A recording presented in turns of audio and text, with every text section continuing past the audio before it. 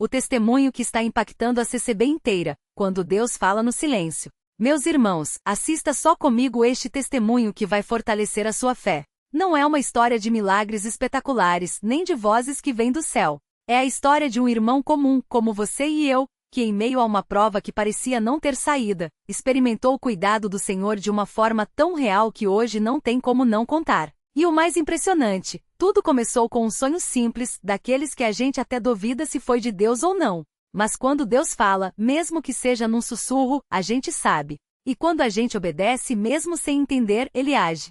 A prova que veio sem aviso. Era o ano de 2021 e o irmão Carlos, um cooperador fiel da congregação cristã aqui de São Paulo, vivia uma fase que muitos de nós já passamos. As contas se acumulando, o salário não dando para tudo, e aquela sensação de que por mais que a gente se esforce, parece que o buraco é mais fundo do que a gente consegue enxergar. Ele trabalhava como motorista de aplicativo, fazendo bicos aqui e ali, mas com a pandemia, as corridas tinham diminuído, e o que antes era um complemento, agora mal dava para pagar o aluguel e a comida em casa. Sua esposa, a irmã Ana, era costureira, mas os pedidos também tinham caído. Eles tinham 2 filhos pequenos, e a cada mês que passava, a situação ficava mais apertada. Carlos já tinha vendido algumas coisas de casa, um relógio que ganhou do pai, uma televisão que quase não usavam, mas mesmo assim, as dívidas não paravam de crescer. E o pior não era só o dinheiro. Era aquele peso no coração, aquela voz que sussurrava, e se Deus não estiver vendo?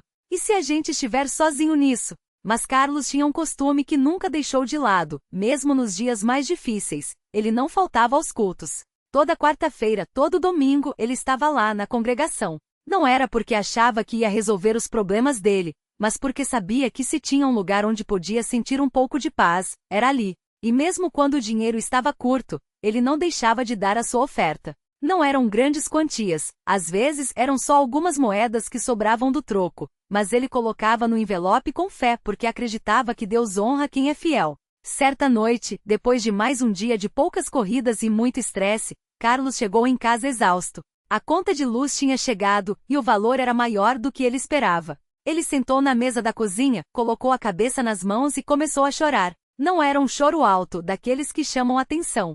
Era um choro silencioso, daqueles que doem por dentro. Ana, que já estava deitada, ouviu e veio até ele. "O que foi, meu amor?" Ela perguntou, colocando a mão no ombro dele. "Não aguento mais, Ana. Não sei o que fazer. A gente já cortou tudo que podia, já vendemos tudo que tinha, e parece que não adianta. E agora essa conta? Como a gente vai pagar?" Ana suspirou, sentou do lado dele e pegou a Bíblia que ficava na mesa. "Vamos orar." Ela disse, abrindo no Salmo 18. "Ele me livrou do meu inimigo poderoso, e daqueles que me odiavam, porque eram mais fortes do que eu. Eles me surpreenderam no dia da minha ruína, mas o Senhor foi o meu apoio." Salmo 18, 17 e 18. Carlos fechou os olhos, e Ana começou a orar. "Senhor, o Senhor sabe da nossa necessidade. O Senhor sabe que não temos para onde correr, mas confiamos no Senhor. Não sabemos como o Senhor vai fazer, mas acreditamos que o Senhor vai nos ajudar. Em nome de Jesus, amém." Carlos repetiu o amém, mas no fundo, ele ainda sentia aquele vazio. Como Deus ia resolver aquilo?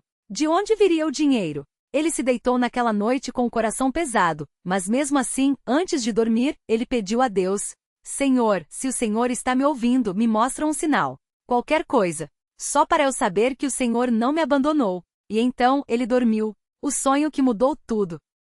Naquela noite, Carlos teve um sonho. Não foi um daqueles sonhos confusos, cheios de imagens sem sentido. Foi um sonho claro, tão real que quando ele acordou, ainda conseguia sentir o que tinha sentido lá. No sonho, ele estava num lugar escuro, como se fosse um túnel. Não dava para ver nada, só escuridão. E de repente, bem na frente dele, apareceu uma luz pequena, como a chama de uma vela. A luz foi ficando maior, e ele viu que era uma porta. Não uma porta qualquer, era uma porta de madeira simples, mas com algo escrito nela. Ele se aproximou e leu: "Confie em mim."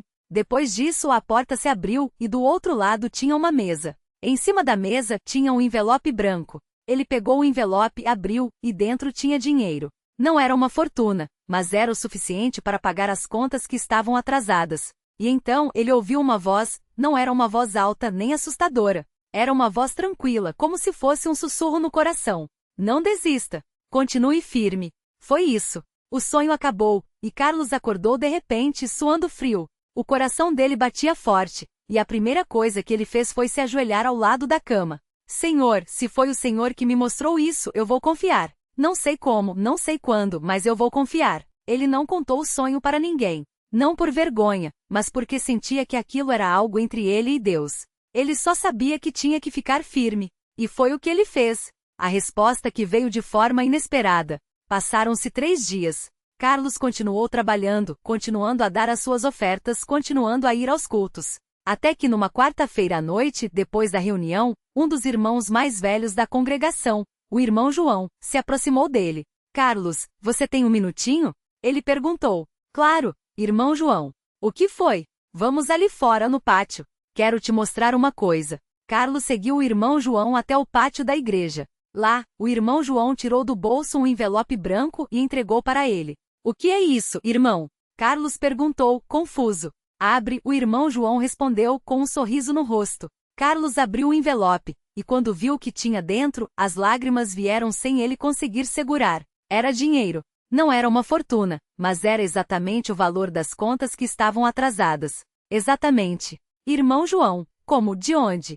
O irmão João colocou a mão no ombro dele. Deus colocou no meu coração para te dar isso. Não pergunte como, não pergunte por quê. Só aceita. Carlos não conseguia acreditar. Era igual ao sonho. A porta, o envelope, o dinheiro. Ele abraçou o irmão João, chorando. Obrigado, irmão.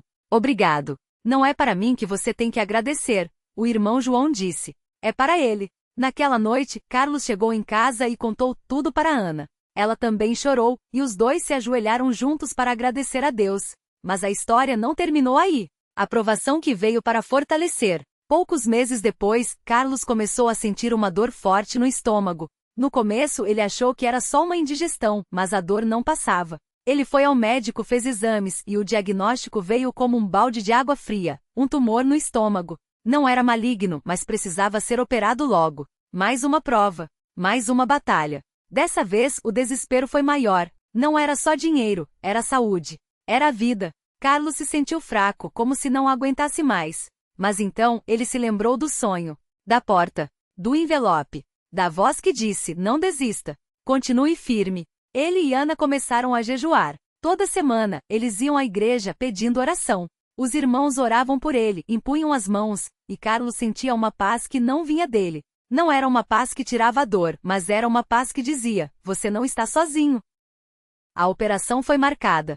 No dia anterior, Carlos estava tão nervoso que mal conseguia dormir. Mas naquela noite, ele teve outro sonho. Desta vez, ele viu Jesus. Não era uma visão clara, não era um rosto definido, era só uma presença, uma luz. E ele ouviu a mesma voz. Eu estou com você. No dia seguinte, a operação foi um sucesso. O tumor foi retirado, e a recuperação de Carlos foi mais rápida do que os médicos esperavam.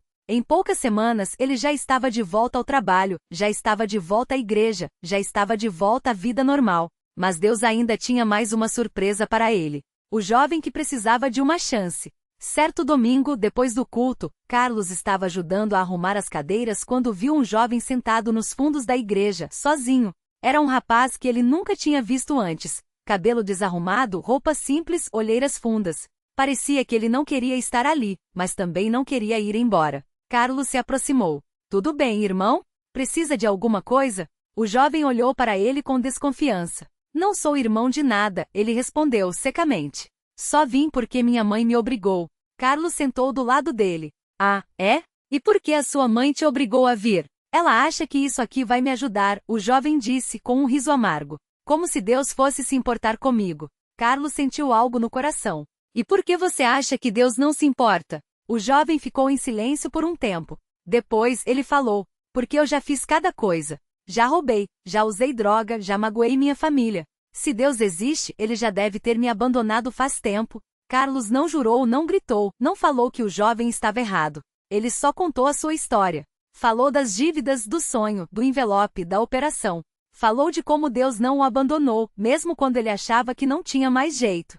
Deus não olha para o seu passado, Carlos disse. Ele olha para o seu coração. Se você quiser, ele pode mudar a sua vida. Mas você tem que querer. O jovem ficou calado. Depois, ele perguntou. E como é que faz isso? Vem comigo, Carlos disse. Ele levou o jovem até a frente da igreja, onde o cooperador responsável estava.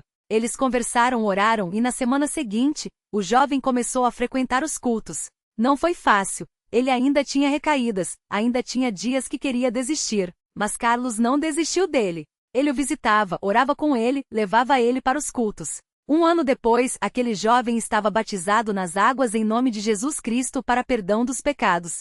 Hoje ele é um dos cooperadores mais dedicados da congregação, ajudando outros jovens que estão na mesma situação que ele já esteve. A lição que ficou. Hoje, quando alguém pergunta para o irmão Carlos como ele conseguiu passar por tudo isso, ele sempre responde a mesma coisa. Deus não nos promete uma vida sem provas, mas Ele promete estar conosco em meio a elas. Ele não é nenhum supercristão, não é nenhum herói da fé. É só um homem comum, que decidiu confiar em Deus mesmo quando não via saída. E Deus, que é fiel, não o decepcionou. Se você está lendo isso hoje e pensa, será que ainda tem jeito para mim? A resposta é sim. Não importa o que você fez, não importa onde você já esteve. Deus não olha para o seu passado. Ele olha para o seu coração. E se você estiver disposto a se render a Ele, Ele vai te levantar. Não desista. Continue firme.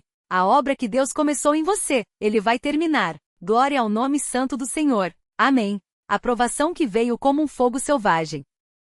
Era uma tarde de sábado, daquelas em que o sol parecia queimar mais forte, como se o céu estivesse testando a resistência da terra. Carlos estava sentado no pequeno quintal de sua casa, uma casinha simples de 2 cômodos, alugada no bairro mais humilde da cidade. As paredes, descascadas pelo tempo, guardavam as marcas de uma vida de luta. Na mesa de madeira gastura, uma xícara de café já frio e uma pilha de contas espalhadas, luz, água, aluguel, o boleto do hospital. O salário do mês tinha atrasado novamente, e o pouco que ele tinha guardado já havia sido usado para comprar remédios e comida. O peso no peito era tão grande que parecia sufocar. Ele fechou os olhos por um instante e respirou fundo.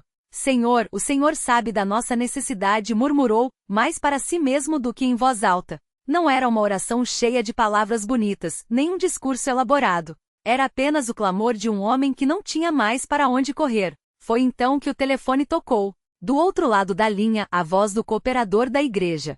Irmão Carlos, como você está? Estou aqui, irmão. Tentando me segurar, respondeu, sem esconder o cansaço. Escuta, não sei como, mas hoje de manhã, enquanto eu orava, o Senhor colocou você no meu coração.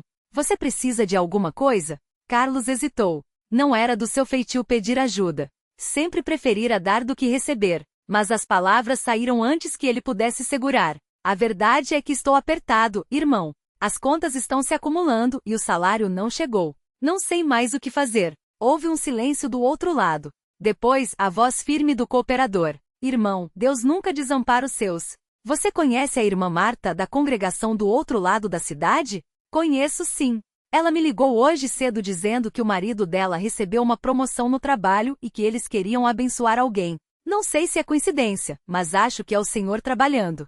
Ela deixou um envelope aqui na igreja com o seu nome.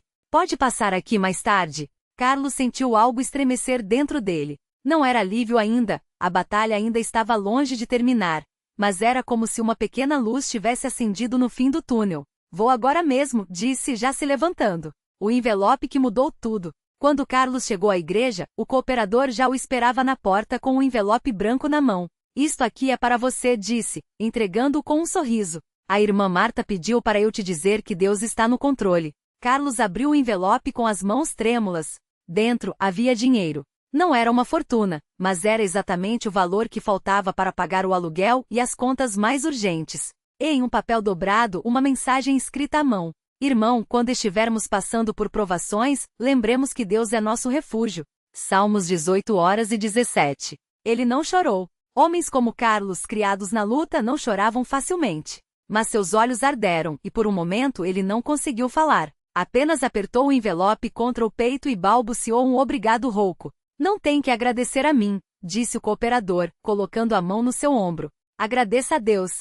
E lembre-se, Ele não te trouxe até aqui para te abandonar agora. A noite em que a fé foi testada até o limite. Mas a prova não tinha acabado. Naquela mesma noite, enquanto Carlos e sua esposa, Ana, jantavam em silêncio, o telefone tocou novamente. Era o médico. Irmão Carlos, os exames do seu filho voltaram, disse a voz séria do outro lado. Preciso que vocês venham amanhã cedo no hospital. Há algo que precisamos conversar. O coração de Carlos gelou. Seu filho Pedro, um menino de 8 anos, havia feito exames há algumas semanas por causa de dores de cabeça constantes. Os médicos haviam dito que era só uma precaução, mas o tom do médico agora não deixava dúvidas. Algo estava muito errado. Ana, percebendo a expressão do marido, largou o garfo. O que foi? Carlos engoliu em seco. Precisamos ir ao hospital amanhã. É sobre o Pedro. Ela não perguntou mais nada. Não precisava. O medo nos olhos dela falou por si. Naquela noite, Carlos não dormiu. Ficou de joelhos ao lado da cama, as mãos apertadas, os lábios movendo-se em oração silenciosa. Senhor, o Senhor sabe que eu não sou forte. O Senhor sabe que eu não aguento perder meu filho. Mas se for a tua vontade, que a tua vontade seja feita. Só peço uma coisa, me dá força para passar por isso. E então, como se uma voz suave tivesse sussurrado em seu coração, ele lembrou das palavras que ouvirá tantos anos atrás, quando ainda era um jovem recém-convertido. Deus não nos promete uma vida sem provas, mas promete estar conosco em meio a elas. O diagnóstico e a decisão de confiar. No dia seguinte, o médico foi direto. Seu filho tem um tumor cerebral. Não é maligno, mas é grande e está causando pressão. Precisamos operar. Ana segurou a mão de Carlos com tanta força que os nós dos dedos dela ficaram brancos. E as chances? Carlos perguntou, a voz trêmula. São boas, respondeu o médico. Mas toda cirurgia tem riscos. Vamos fazer mais alguns exames, mas a operação precisa ser logo. Carlos sentiu o chão sumir debaixo dos seus pés. Como um homem que já estava lutando para manter a família, que já havia passado por tantas privações e agora enfrentar isso. Mas então, como um raio de luz em meio à tempestade, ele se lembrou do envelope, do dinheiro que chegou na hora certa, da mão do cooperador no seu ombro, das palavras da irmã Marta. Deus não o havia abandonado. Vamos fazer o que for preciso, disse, olhando firmemente para o médico. Confio em Deus. A igreja se une, o jejum e a oração que mudaram tudo. Quando a notícia se espalhou pela congregação, algo extraordinário aconteceu. Naquela noite, após o culto, o cooperador responsável reuniu os irmãos. Temos um irmão passando por uma prova muito grande, disse. O filho dele precisa de uma cirurgia. Vamos nos unir em jejum e oração por eles. E assim foi. Por 3 dias os irmãos jejuaram. Nas casas, nos trabalhos, nas ruas eles oraram. Não eram orações barulhentas, nem clamores dramáticos. Eram súplicas sinceras, vindas do fundo da alma de pessoas que sabiam o que era confiar em Deus mesmo quando tudo parecia perdido. Carlos e Ana não faltaram a nenhum culto. Mesmo com o coração apertado, eles continuaram firme. Mesmo quando as lágrimas vinham, eles não desistiram. E então, na véspera da cirurgia, algo inesperado aconteceu. O médico ligou para Carlos. Irmão Carlos, temos uma notícia, disse, com um tom que Carlos não conseguia decifrar. Os exames mais recentes mostram que o tumor diminuiu. Não desapareceu, mas encolheu o suficiente para que a cirurgia seja menos arriscada. Não sei como, não sei porquê, mas é um milagre. Carlos segurou o telefone com força. Não era a cura completa. Não era o milagre espetacular que alguns pregam por aí. Mas era Deus trabalhando. Era Deus mostrando que ele estava no controle. A cirurgia e a lição do silêncio de Deus. O dia da cirurgia chegou. Carlos e Ana entraram no hospital de mãos dadas, o coração batendo forte. Antes de Pedro ser levado para a sala de operação, Carlos se ajoelhou ao lado da maca do filho e orou. Senhor, entrego meu filho nas tuas mãos. Seja feita a tua vontade. E então, algo que Carlos nunca esqueceria, Pedro sorriu. Não se preocupa, pai, disse o menino, com uma calma que não era daquela idade. Jesus está aqui comigo. As horas que se seguiram foram as mais longas da vida de Carlos. Ele e Ana esperaram no corredor, em silêncio, apenas rezando. Os irmãos da igreja foram chegando, um a um, para fazer companhia. Não falavam muito. Não precisavam. A presença deles já era uma bênção. Finalmente, o médico saiu da sala de cirurgia. Tudo correu bem, disse, com um sorriso cansado. O tumor foi removido com sucesso. Seu filho vai se recuperar. Ana cobriu o rosto com as mãos e chorou. Carlos apenas fechou os olhos e sussurrou. Obrigado, Senhor. A recuperação e o chamado para servir. Os dias seguintes foram de cuidado e gratidão. Pedro se recuperou mais rápido do que os médicos esperavam. Em 2 semanas já estava em casa, brincando, rindo, como se nada tivesse acontecido. Mas algo havia mudado. Carlos não era mais o mesmo. Ele, que antes só ia à igreja por obrigação, agora sentia uma chama no coração. Ele, que antes só ofertava o que sobrava, agora dava com alegria, mesmo quando pouco tinha. Ele, que antes só pensava em si mesmo, agora via os outros com os olhos de Deus. Um dia, enquanto ajudava na limpeza do templo, o cooperador responsável o chamou. Irmão Carlos, temos visto seu crescimento. Você tem pensado em se dedicar mais à obra do Senhor? Carlos olhou para as próprias mãos, ainda marcadas pelo trabalho duro. Eu não sou ninguém especial, irmão. Sou só um homem comum. O cooperador sorriu. Deus não escolhe os capacitados, irmão. Ele capacita os escolhidos. E eu acho que ele está te chamando para algo maior. O jovem que voltou, um círculo de bênçãos. Foi então que Carlos se lembrou do jovem que havia ajudado anos antes. Ele o procurou. Irmão, você se lembra de mim? Perguntou o jovem, agora um homem feito de olhos brilhantes. Como não me lembrar? Carlos respondeu, emocionado. Você foi uma das maiores bênçãos que Deus me deu. O jovem, agora cooperador, contou como sua vida havia mudado.